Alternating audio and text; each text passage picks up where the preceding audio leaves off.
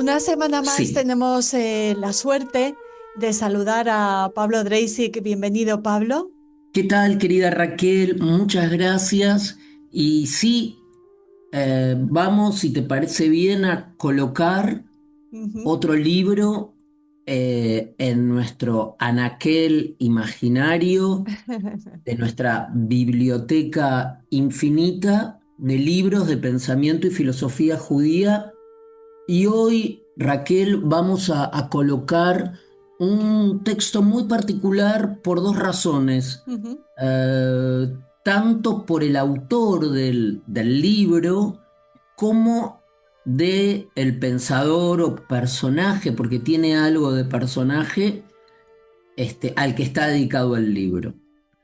Eh, entonces, si te parece bien, bueno, primero vamos con el nombre del filósofo al que está dedicado el libro, quien es Moses Hashim Lusato.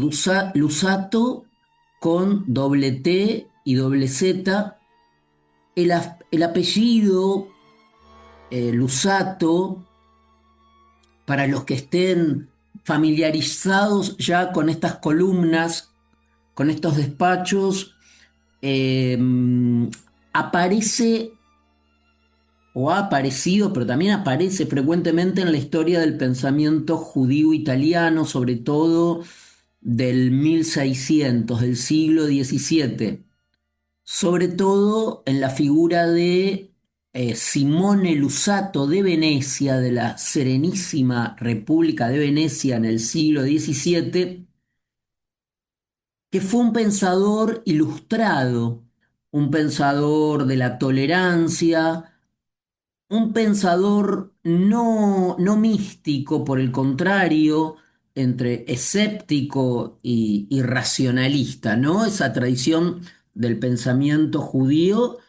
que de algún modo va a ser un antecedente importante para la ilustración judía, para la Haskalah.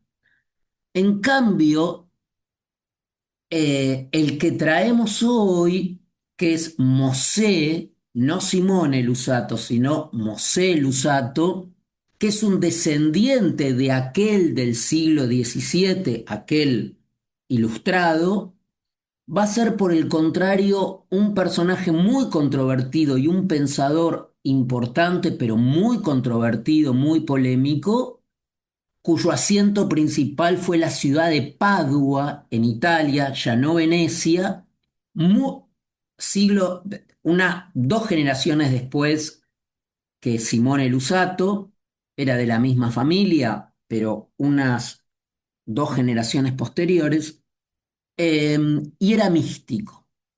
Y con una obra muy singular, con un modelo místico, mesiánico, muy sofisticado y complejo, y también con elementos muy controversiales, como que él mismo se consideraba un mesías, ¿no? O se consideraba, si no el mesías, se atribuía a su persona elementos mesiánicos muy importantes.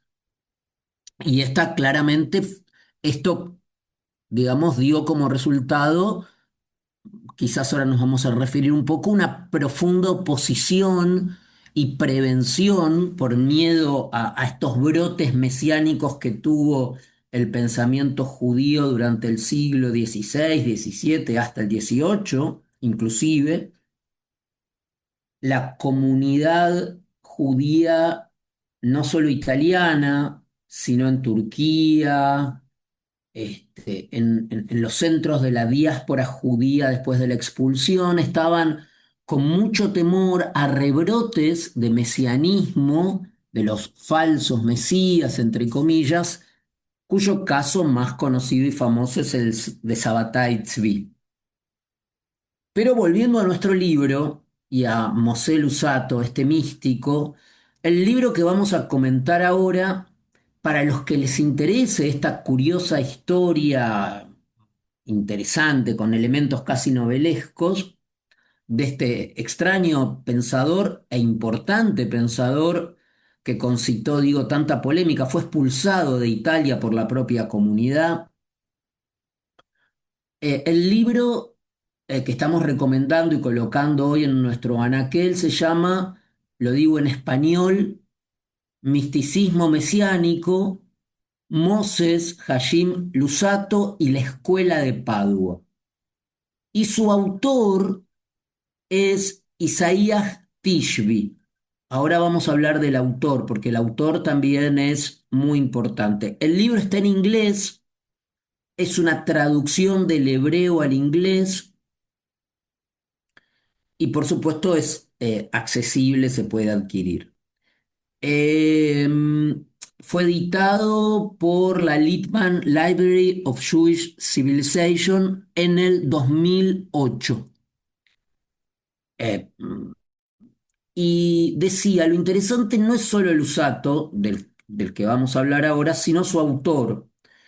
Su autor es un gran investigador del misticismo y de la cábala judía, digamos, de la rama seria. Digo seria porque estamos acostumbrados a que es un terreno pedregoso donde hay muchos transhumanes y charlatanes sobre estos temas, divulgadores, etcétera, etcétera. Y después tenemos a los grandes estudiosos, entre los que podemos incluir, por supuesto, primero a Gershon Scholem, después a Moshe Idel, Joseph Dan, etcétera. Justamente el autor de nuestro libro es uno de los autores serios en temas de cábala, ¿no? Podríamos decir. Lusato, como dije, creó un sistema de tipo místico y mesiánico, preparado en parte para su propio rol de enviado, ¿no? Y como dije antes, creó alrededor suyo una gran oposición por el miedo que había a esto. Nació en el 1700, a comienzos del 1700. Este, mm, y nació, como dije antes, en Padua.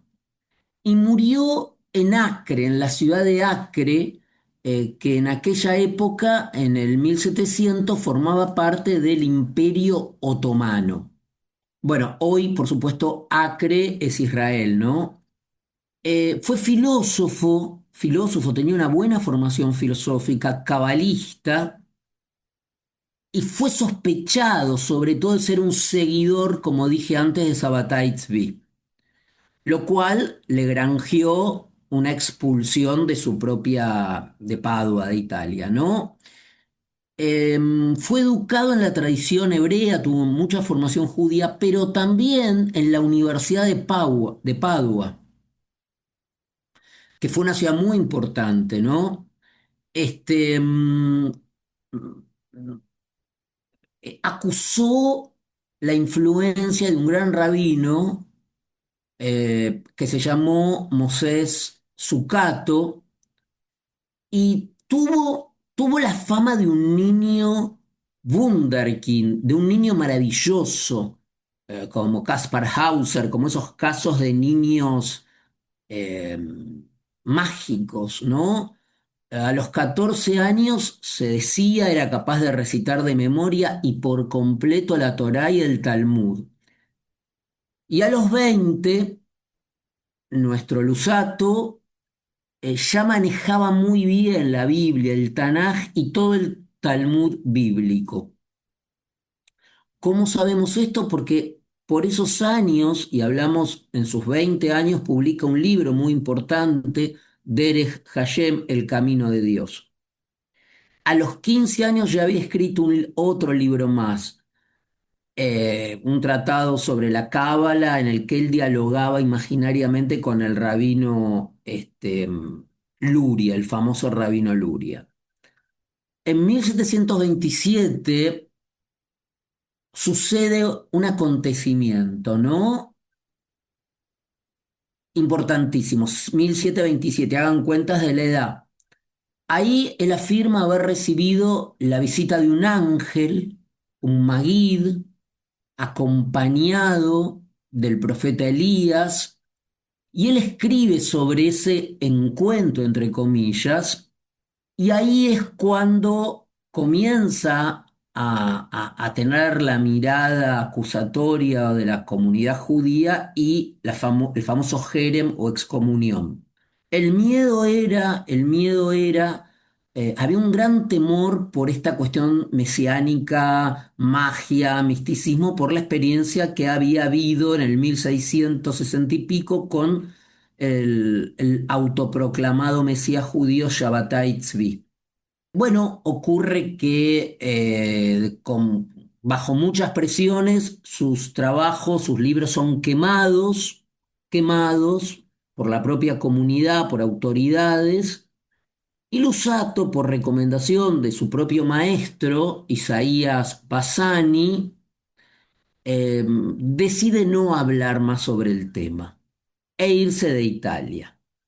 ¿Hacia dónde? Hacia ese centro, digamos, de librepensadores que era Ámsterdam, ¿no? Con la expectativa de encontrar una comunidad más comprensiva. Pero yendo hacia Ámsterdam, pasa por Alemania, y en Alemania la comunidad judía alemana lo fuerza, lo obliga a declarar por escrito que todo lo que él aducía, que el ángel le había dictado, era falso.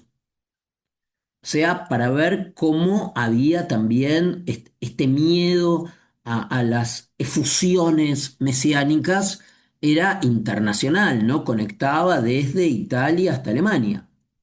Y en 1740, cuando ya está en los Países Bajos, escribe lo que hoy es considerada su obra principal, que muchos hasídicos actuales la estudian, la conservan, que es el Mesilat Yesharim, es decir, la senda de los justos, que era un tratado de ética, pero también místico, y que todo el tratado está destinado a superar o a derrotar los malos instintos que, según la Cábala y el judaísmo, es el Yeretz Hará, que es nuestra tendencia al mal, y, digamos, autoperfeccionarse y vivir de una forma más respetuosa y responsable, ¿no?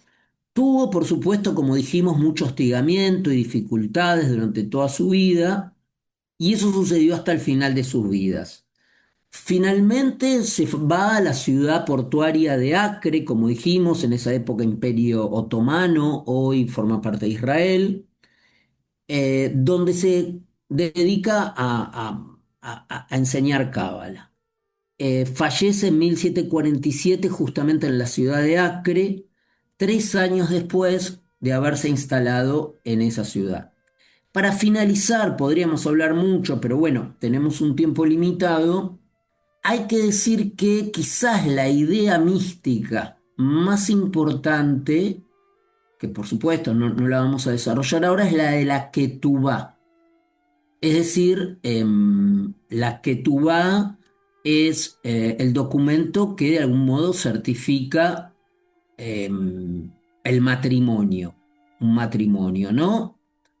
Y acá es donde el libro que recomendamos hoy del profesor Isaías Tishby, que ya falleció, que fue un profesor importantísimo en la Universidad de Bremen, él descubre, el profesor, el contrato matrimonial personal de nuestro autor, de Mosés Lusato, y es uno de los documentos, además de ser un documento personal de un casamiento de él, es un documento místico mesiánico más importante quizás de la historia judía. Efectivamente, cuando Lusato se casa con Zipora, la hija del rabino David Finzi, no fue un documento cualquiera el que se hizo ahí, sino un documento escrito de puño y letra de Lusato en arameo, que está lleno de alusiones místicas a el amor divino como un amor de elementos masculinos y femeninos, con toda la simbología del matrimonio. Así que es muy interesante. a nivel de una historia, si uno quiere, casi novelesca, también para ver los elementos históricos en la historia de las ideas de ese convulsionado 1700, para ver que no solo fue una era de ilustración y de iluminismo, sino también una era poblada de estas efusiones mesiánicas y místicas, en este caso desde el pensamiento judío. Pues interesantísimo lo que nos has contado sobre el autor, sobre esa Ketubá, lo que significa el hallazgo que has apuntado casi al final de esta narración que nos lleva a colocar un nuevo libro en ese anaquel, en esa biblioteca imaginaria, el anaquel Libros de Filosofía Judía con Pablo Dreisig. Te agradecemos muchísimo, Pablo, este nuevo programa y te esperamos en el próximo. Gracias a ti, Raquel.